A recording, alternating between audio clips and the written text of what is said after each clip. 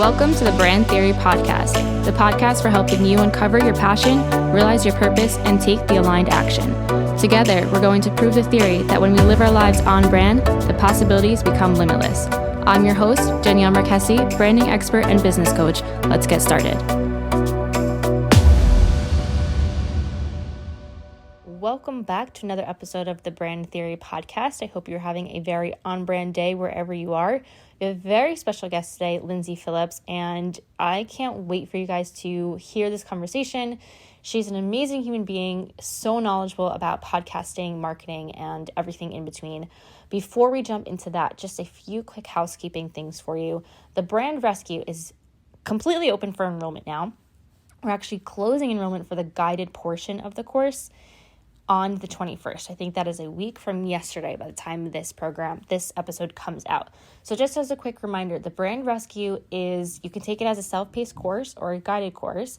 It is a program to help you create a binge-worthy brand that your audience just can't get enough of and becomes obsessed with. And every time you put out a program, they just want to jump on it right away.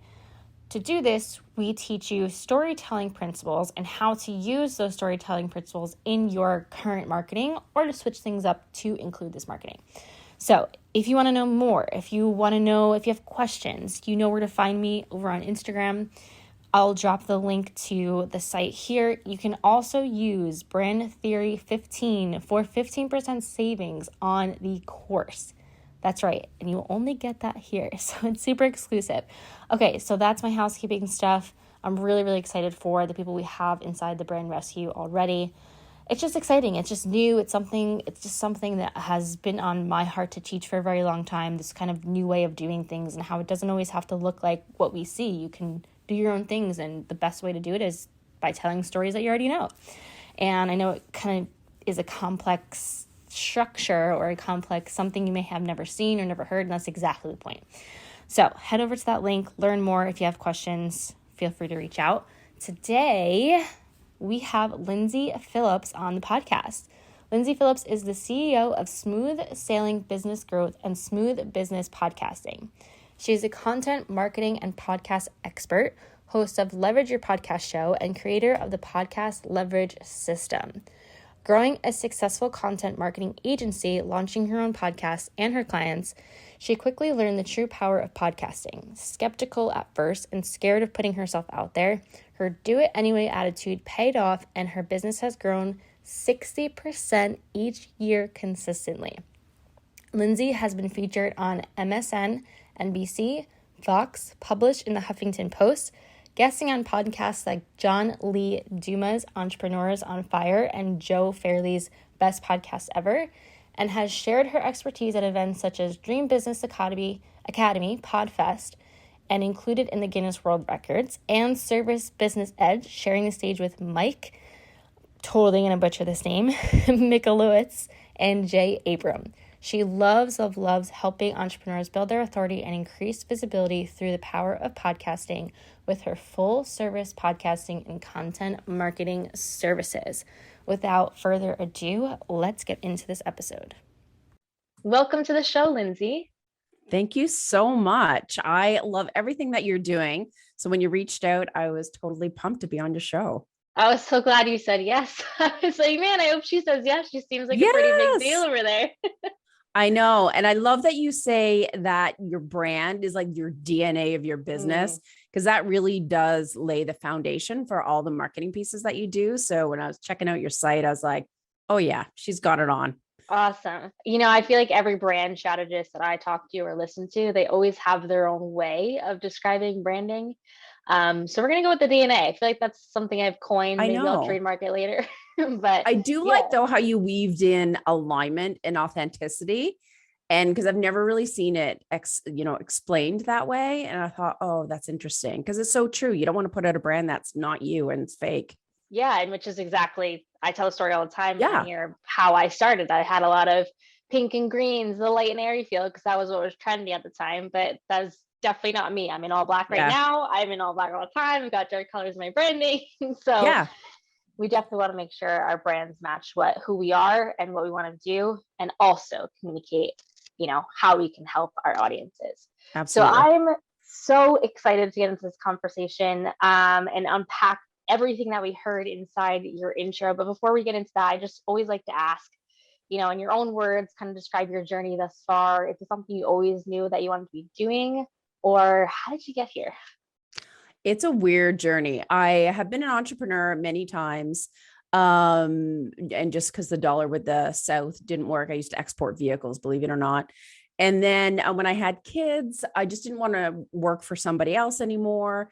I wanted, a better lifestyle, work from home. And I had two jobs actually, making like 11, 14 bucks an hour. And I was like running somebody else's business for like nothing. And I was like, oh, forget it, I can't do this anymore. And a friend of mine was doing like VA work, virtual assistant.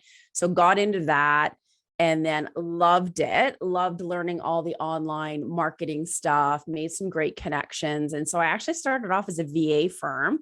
It was just myself, and then got a team. And then I morphed into content marketing because that's what was working really well for my clients. And I loved the creative aspect and I hated all the VA admin stuff. So revamped into that. And then I started more focusing on podcasting. And once I had my own podcast, I was doing podcasts for my clients anyways. And I was guesting on podcasts, and just to see how much it's grown in the past, 5 years, and how integral it has been in people's business growth. I just like niched down even further, which is scary to niche down, but I did it anyways. And yeah, I love it. That's awesome. So you kind of answered the question of, you've been doing this for about 5 years. Is that particularly the podcast part of it? Yeah, I know. I'm so bad with time, Danielle. I'd be like, it could be 2 years ago. It could be 6. I know. Well, I can't remember. With COVID, it's like you lose 2 years, you add 5 years. Like, who knows where we're even at right now? It all evens out. Yeah, definitely. So when you started your podcast, you had a little bit of a wider niche. So what did you start your podcast focused on? Yeah, it was trying to even remember. I think it was like smooth sailing online support, and it was just about business growth in general. And now I realize, like, to me, it's better to niche down again, even in your podcast, and really hone in on what your authority is, what your expertise is, to attract your right avatar and your right client. So it was very general. And then I morphed to a podcast where it was just 15 minutes of like, I can't even remember the title of it anymore. 15 minutes to move the needle in your business. That's what it was. I like that title. It was good because it was like short and sweet. Yeah. Little sound bites kind of a thing. And then I was doing stuff with the real estate investing industry. So I did a podcast for that as well. And then I was doing, here's a good lesson. I was doing the real estate investing stuff and my podcasting stuff. And I was trying to do both at the same time. And I just felt split. And I went, no, I just need to focus on one. And I focused on one, and I'm doing much better since. Yeah. So yeah, sometimes you can spread your interests to so many different avenues, thinking that you're going to get more clients, but you end up, just doesn't always work out your own way. Yeah. And I think as entrepreneurs, we're probably multi-passionate, right? So it's like hard to pick one to focus on at a time. I come from a little bit of a VA background too. So I wonder if that was, picking a podcast that was kind of more broad and then having to go down to the niche. Can you speak a little bit about maybe the nervousness you felt about niching down? I wasn't afraid with this one. Okay. But the others, yeah, like I literally had to say no to business for VA business, which is always scary. No, like when people are like, can you please do my work? And I'm like, no, like that's a hard, like I'm turning down money. Yeah. It's scary and empowering at the same time. 100%. Yes. Cause I'm like, and then it's funny, once I made that decision, and then I like obviously changed the messaging on my website and what have you. Like I got a flood of new clients that I could barely even keep up. I had to hire new people, create new systems, which was also another scary thing. But it really made me think that like niching down when you have a very strong, specific message and you know exactly who you're targeting, it's honestly, it makes it so much easier. And when I took the real estate investing out of the equation for my business, and this was just last August, so it wasn't even that long ago. Really? like I still have content marketing as the foundation, because obviously podcast marketing is content marketing. Right. But my focus is on podcasting, and kind of always has. I just didn't have it on the front page of my website for whatever reason. Okay. So now that I've made that switch, it's like, oh, like the marketing that I can do, it's all based off of my podcast, all the little snippets, all the quotes, my take on it. It's all, I'm able to leverage my podcast further for my own content marketing. I'm attracting my target market, podcasters, clearly. And my show is Leverage Your Podcast. And then I've got a podcast leverage system. So it all just kind of like, it all just finally fell into place. Yeah. Sometimes it takes us a couple of tries, but it usually always does fall into place. A little consistency. It's okay, right? Like your business can change and morph as you grow. And I think it's a live thing. I think it's awesome. Yeah. You don't have to stick with what you did 5 years ago. Yeah, 100%. I think that's one of the most beautiful parts about being a business owner, is that if you feel like you are being pulled towards something else, you have the opportunity to explore that if that's something that feels in alignment at the time, and it might be different 5 years after that. Totally. All right, let's talk to the audience here that's wanting to or thinking about starting a podcast. I have had a couple of people ask, is that too saturated of a market? I would say no, but you are a little bit more of an expert, so I'm going to let you answer that one. You guess right, girly. Yeah, it's obviously, especially since the pandemic, there has been more of a move to the virtual space and, having a podcast, because it's an online stage now. And so the increase to the number of shows that have been launching, and also the number of listeners, has grown over time by quite big leaps, but it's still growing. And I think that's the key thing, is that there's always room for more and more people are listening to podcasts. They're also listening to more than one podcast. So it's not like they're loyal to one and that's it, and they'll never listen to yours. And also people's interest in what they need change, right? Like, so what I would have listened to 2 years ago, what was important to me then, is different than now. So I would be listening to different shows.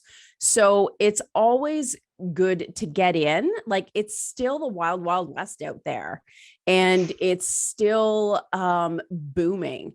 And the last point that I want to make is that the number of shows that launch, the percentage that stay long-term, is very small. Again, I have a terrible memory for numbers. I can't remember what they are, but it's in pod fade, right? Like, people will do like 5 episodes and then give up, or they just can't sustain it because of the amount of work that's in the back end, or they're not seeing, they're not monetizing it for thousands of dollars after episode 5, which is crazy. So they give up. And so, the percentage of podcasts that are consistent and they stay on, and we were talking about Podmatch earlier, and Alex knows this number, but I think it's like 5%. It's like so crazy minimal. And Alex, if you're listening, you can correct me. But it's very minimal. So there's so much room for growth. Yeah. That's good to know. And I think when you do anything new as a business owner, it's always a little scary, a little exciting, but it is good to know, that it's worth it. If you are, do you think you have to pick a purpose for it? Like, should you go into it with the intentions of eventually monetizing it? Should you go into it with just offering value? Should you go into it with increasing brand awareness? What's your take on that? That is a great question. And it's a big question. So sorry if I ramble here. So first and foremost, there are podcasts for different reasons. Some have it because they just think it's fun. Some have it because it's like a passion project to help people with mental illness or weight loss or whatever it may be. I, of course, generally work with people that have a business behind the podcast, I call it. And therefore, you need to think about monetizing broadly. So for me, part of my goal is to meet other people in the podcasting industry, make more connections that way, and also showcase myself as an authority in this space. So that's a big goal. Some people may be doing it, which is what I did in my first podcast, was to gain more exposure for my brand. So it's obviously, I'm going to record an episode. Obviously, my guest is going to share it with their peeps. And I'm going to be in front of more faces who are going to learn about me. And obviously, there's tons of strategies to create, call to actions to grow your e-list and all that kind of your social followings and so forth. But it's like you want to build brand awareness, exposure, and visibility. You want to build your authority in your space. Monetizing, yes, you can monetize, but you really need a lot of downloads in order to monetize it. And that takes sustenance, consistency, and also, high listenership. But I do find that if your podcast is very niched, seems to be a keyword in our chat today, that it's people know instantly what it's going to be about, and they're going to get instant tips or inspiration or whatever. And it's also easier to market your avatar for your business when your podcast is niched versus like business growth in general. Yeah. Okay. I like it. I'll accept it. Yeah. So it does depend on what you want, because you may format it a little bit differently. And I'll give an example. So I have a client, and she is relatively new in her coaching space. But she was going to have a podcast, and I'm like, honestly, I think it would be better for her to guest on other people's shows because they're obviously going to share their own episode, to get in front of more people that are your audience, and you're going to stand out as the expert in what it is that you're talking about. Yeah. You can share your lead magnet, you can grow your e-list. So for her, that made more sense. For me, I'm not as concerned with lead generation. I'm more about the connections and showcasing myself as an expert in my space. Am I podcast guesting as well? Absolutely. It's great to be on both sides of the mic, but that's my goal. So it's a little bit different. Right. Okay. I get that. And what are some other things people might have to have in order to start a podcast? So do they have to have, let's talk to the business people, because a lot of people here do have businesses. So we'll focus on them. So what do you feel like, at what point in their business do you feel it's the green light? Let's go for it. Yeah, that's a great question. Weirdly enough, I've never had anybody ask me that before. Really? I know. Like, what should I? Why should I? Or when? You do need a business model behind you. So what I mean by that is it's beneficial to have a sales funnel. So to have a lead magnet that you pull into your e-list, nurture them, and make them have the next step, whether it's an audit or a call or a small course or a small membership program. And then, the bigger gain you want to push them eventually to is like a bigger course or a coaching program or one-on-one support or service or whatever. So you're using it as a tool to attract your ideal client, showcase yourself as an expert so that you're warming them up quickly, so they feel like they already know you. So when you get on the phone with them, boom, it's just easy to convert them to a paying client. So if you have those foundational pieces in place, it will be easier for you to create more ROI and get higher results from your podcast. And when you're first starting out, do you suggest trying to do it once a week, twice a month, once a month, or is that kind of up to them? I do prefer weekly, and that is more because consistency, so that you're in front of people and top of mind on a regular basis. And people who listen to podcasts, they're like, if you're only on once a month, they're going to forget about it. If they're habitually listening to you once a week, then they are going to, be in your community more. They're going to be more likely to go to your website. Yeah, they'll Listen just be to more you. excited, like looking forward to the next episode too. Yeah, absolutely. Having said that, though, I'm actually telling one of my clients she just doesn't have the bandwidth to sustain, just because of her work. I won't say what it is, just for confidentiality, but she can't sustain an ongoing one just because of her time restraints. And I'm like, oh, it would be great to just do a season or a series so you can make those key connections and get your foot in the door of these different organizations. And you have content that we can pull from and leverage. And then, maybe you just do that season or series once a year. Mm-hmm. So there are different scenarios. So it's different each time. Seasons is exactly what I do over last year. We just had some family stuff going on, and I just had to step away from everything for a second. And when I came back, I kind of we're personal on a podcast, right? So I gave them a little background, but then I said, we're just going to start a new season, fresh start. We're all good. And that's again, another bonus of being the one in charge, is you get to do that. Absolutely. Yeah. And honestly, it's like, don't beat yourself up, right? If you do that and you have to take a break, well, you know what? That was season 1. I'm going to do season 2 next year. You still have bingeable content that people can consume and get to know you, and that you can leverage in different ways for content. And then also, it's like, don't be afraid to change. I've had people where they feel like, if I have an intro or certain music, like I'm locked in. I'm like, I've changed my intro. I don't know how many times. It's like, it just wasn't sitting well with me. Right. Or, changing the artwork, however, and changing the name is kind of a little bit trickier, because you want that recognition, but changing any of the other pieces, it's fine.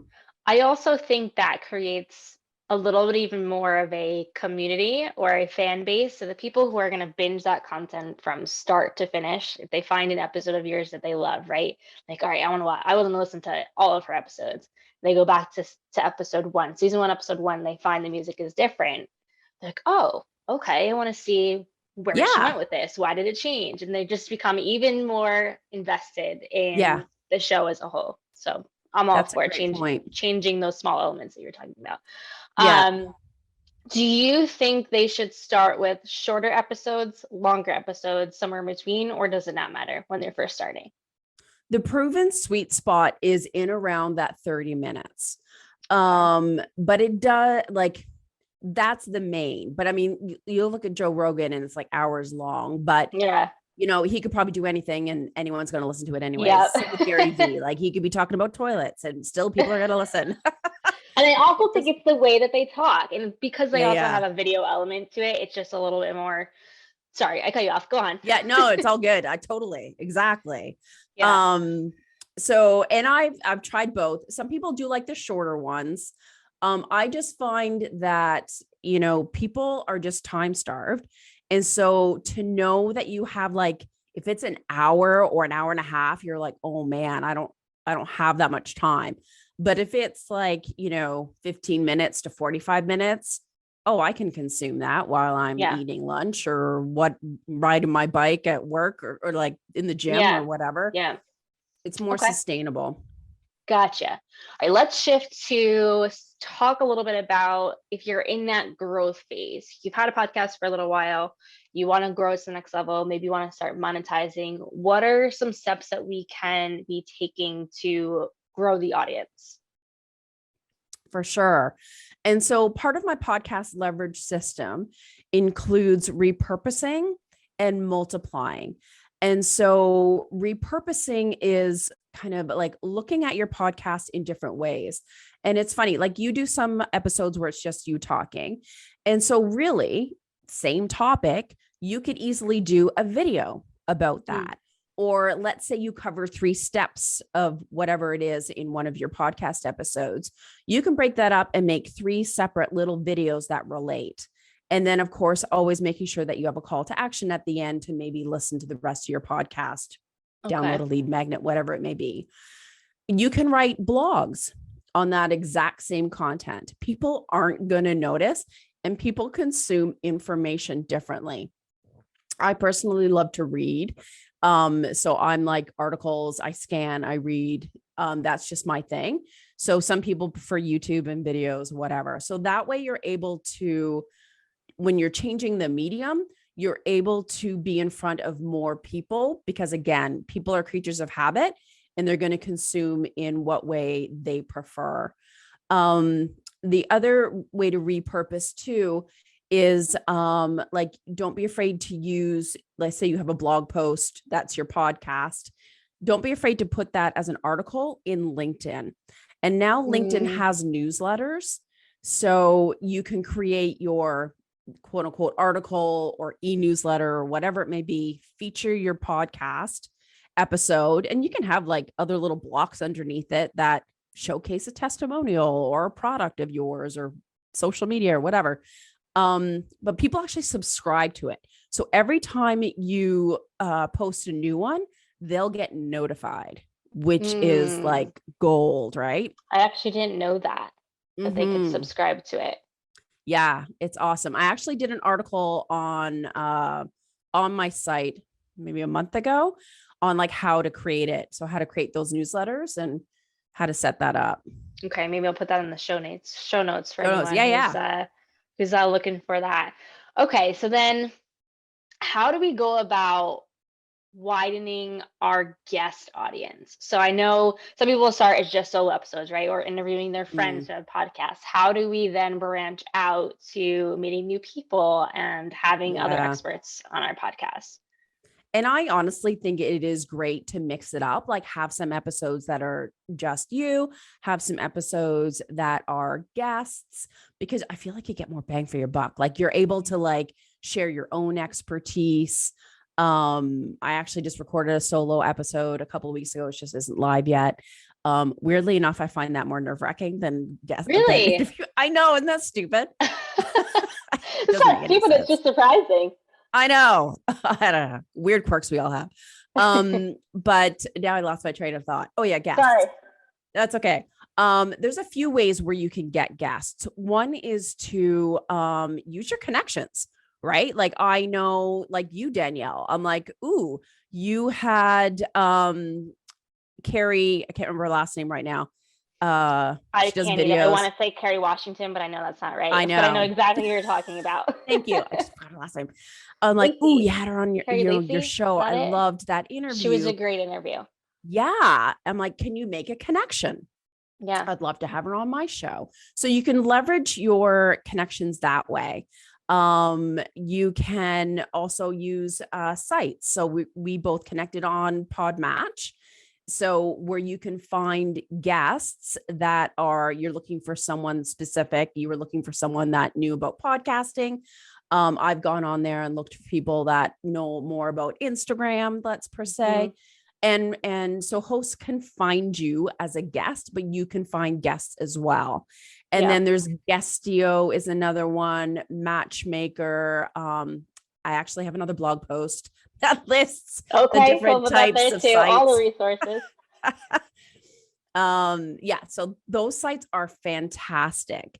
And don't be afraid to use Facebook groups. I'm in a bunch of them, especially ones that are podcast related, Podfest, Podcast Movement. There's She Podcasts, Women in Podcasting. There's some great Facebook groups where you can kind of get to know people, and you can put a shout out like, hey, I'm looking for a guest that knows about how to do Facebook ads for podcasters. And they'll just make suggestions and you're like, sweet. Or just do a social post and say, hey, does anyone know anyone that knows XYZ? I'm looking for this kind of expert. Super easy. Email your list. You never know who's on your list. Yeah. And I have to say, Podmatch, now this is turning into an ad for Podmatch, but I know, right? You're welcome, Alex. It's the first time I've been a part of something like that. And for that exact reason, I just wanted to kind of cycle through all the friends that I had who are doing podcasts, started a new season, and just wanted something new, and to just really just widen my audience and the people I'm bringing on, because I feel like, my audience deserves all these different expertise that help them build this brand of theirs. Podmatch, guys, it's good. I know. Good It's job, Alex. yeah, it's kind of like, I don't know if Alex describes it like this, but it's like Tinder for podcasters. Like you either There's just no pass or you say swiping, yes. but yes. There's just no swiping. You click match or you click yes, but you can Yeah. also go through and search, like she was saying, for specific something, for specific podcast topics or Instagram or what have you. So definitely check those out. I'll leave those in the show notes. Show notes are gonna be long this episode. Nice. So you mentioned you were able to grow your business by 60% each year since starting a podcast. How? A lot of it was referrals also from people that I had on my show. So people think automatically about the audience, right? The listeners, but don't discount those relationships that you have with the host when you're guesting, but also the guests that you have on your show. So like, for instance, I had, Jason Hunt on my show who does Facebook ads for podcasts. So I can now refer people to him, and I may even get like affiliate money for it, right? Yeah. So it's like a joint venture or a partnership, or just having that kind of collaboration and relationship is huge. And stay in touch with the people that are on your show. Connect with them on social media and comment on their stuff. Check out what they're doing. Stay in touch. Be, hey, what are you up to right now? If someone has a launch, I'm not going to be afraid to, like, 5 months from now, hey, Danielle, I'm launching this, would you be gracious enough to share it? You'd be like, woohoo, yes, I love you. You're so great. I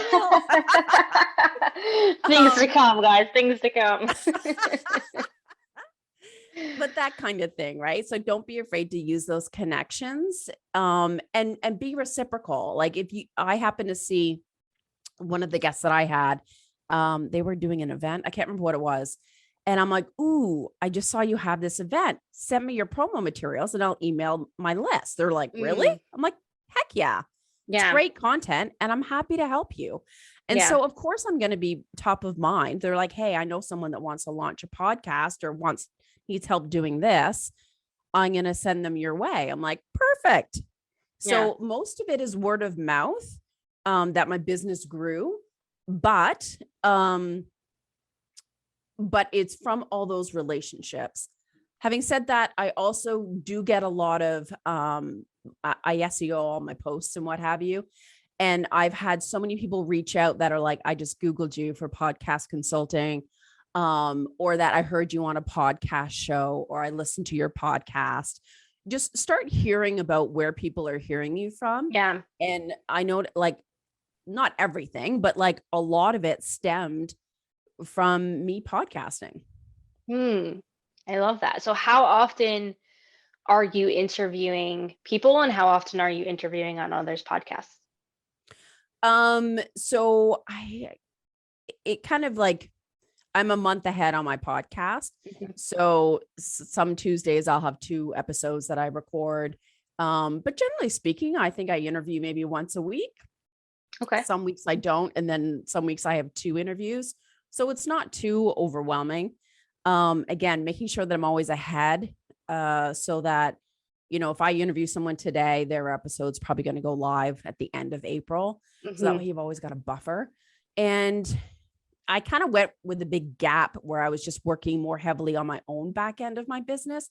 So I didn't want to go ahead and guest on stuff and it kind of not serve me. You know what I mean? Right. Where now I'm like, I've got my podcast leverage system. Yes, I need to finish my lead magnet for it, but it's like, I have something more to give for the next step. So from a business perspective, it makes more sense for me to start guesting now. And I finally have the time. Good. Well, I'm happy I made the cut on your time over there. Aw, no, I was excited to be on. All right, let's talk about monetizing. So when is that okay to start exploring? What kind of downloads should we be hitting? Where should we be at in our business? Just talk a little bit about what your thoughts are on that. So I'm not a monetization expert or like deal with ads. but you do need some companies even need like 5,000 downloads per episode. It's like, holy crap. But I had David Ehrlich on the other day or the other week, and he is with AdvertiseCast, which is co-owned with Libsyn. And he gave great insight into the different options when it comes to advertising.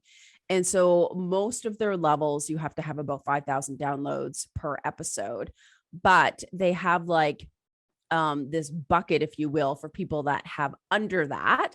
So they're all kind of like together. So people that go in to get ads or like product reads or whatever in episodes, that they go in on all of that. He explains it better clearly. And there's other like softwares and companies where that's all they do is like podcast advertising. So whether it's dynamic ad insertion or like as a podcast host, you do a little read or sample something or whatever.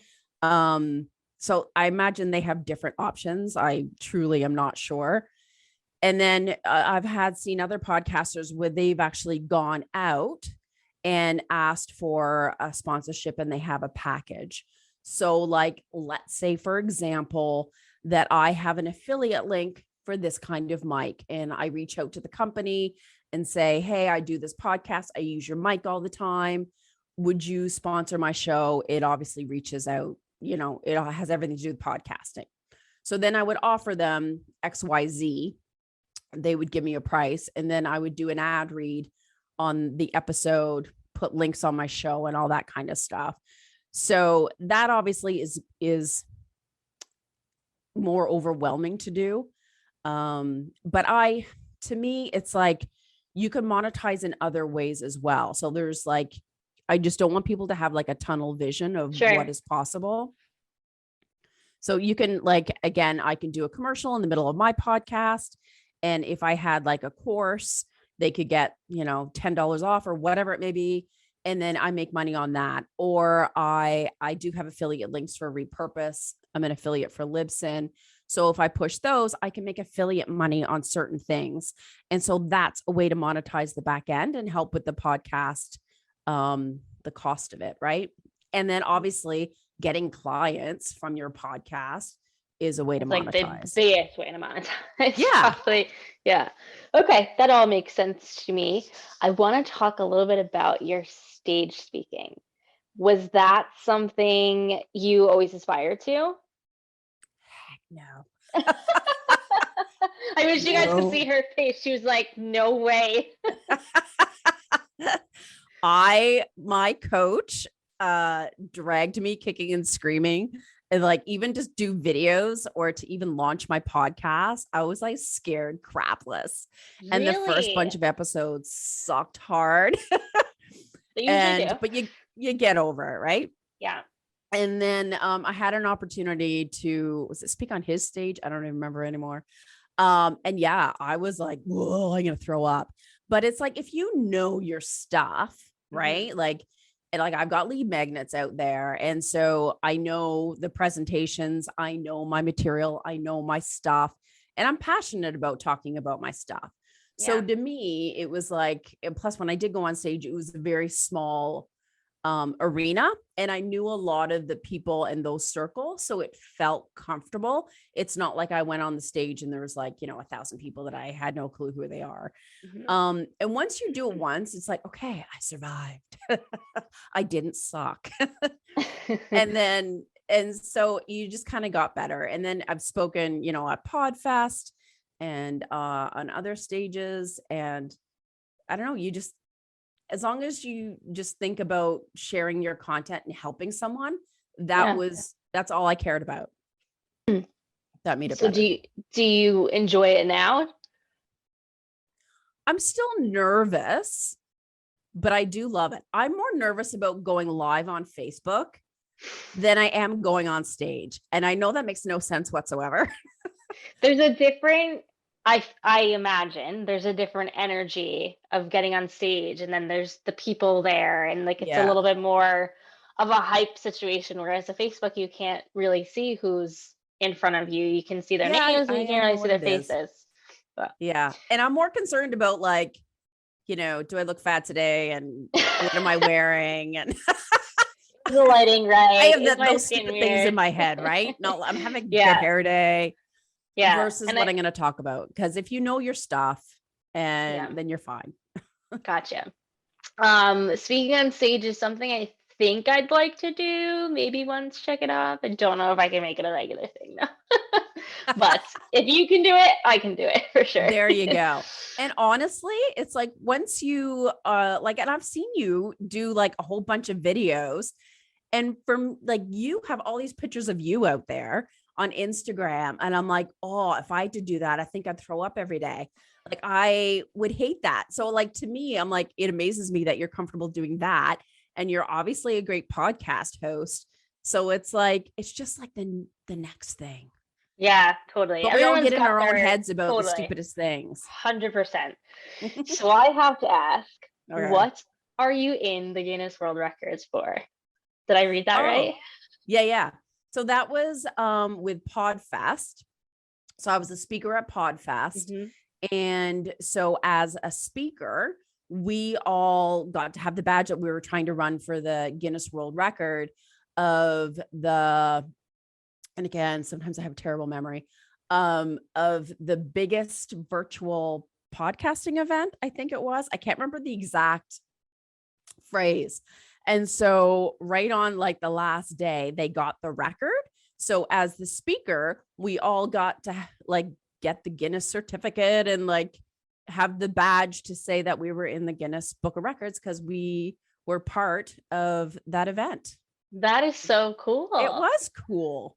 That's really cool. You should have that like hanging up in your office if it's not already. I know, right? I should have it right behind me. Right. You should. Yeah.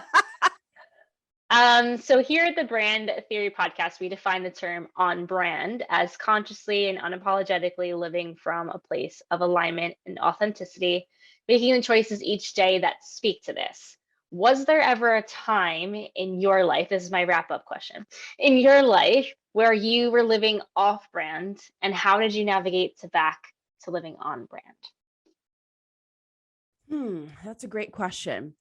I think I was, when I was a VA and I hadn't yet morphed into content marketing because I wasn't doing the thing that I loved. I was doing the thing that I thought I should to make money. And I was basing my decisions on making money versus basing decisions on what I enjoyed doing and what I was helping clients do the best. Yeah. And so I really had to think about, what do I love? Like you listen to your gut, right? Like when I had to make sales calls, or when I had to deal with like one client that was like not a nice woman. I literally wanted to I felt sick. And then I fired that client.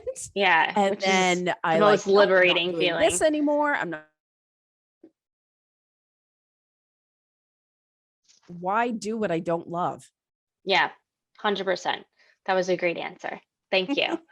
That's the question I ask every guest, and I just love hearing, because we're all human behind that business, right? And on Instagram, you see the photos and you see the videos, but sometimes we don't always get to communicate that rougher side of the journey. So I always just like to not highlight that, but just highlight the fact that you're going to go through these things and it's okay, and you'll get through it. Totally. And here's some inspiration for you. So thank you for sharing that. You bet. So any last words of advice on podcasting, business owning, anything that you want to share with the audience, and definitely tell us where we can find more of you. For sure. My biggest thing is, even if you're scared, do it anyways, because it may not be perfect out of the gate, but you will get better and you will see results. And if you stay consistent, that is my favorite word.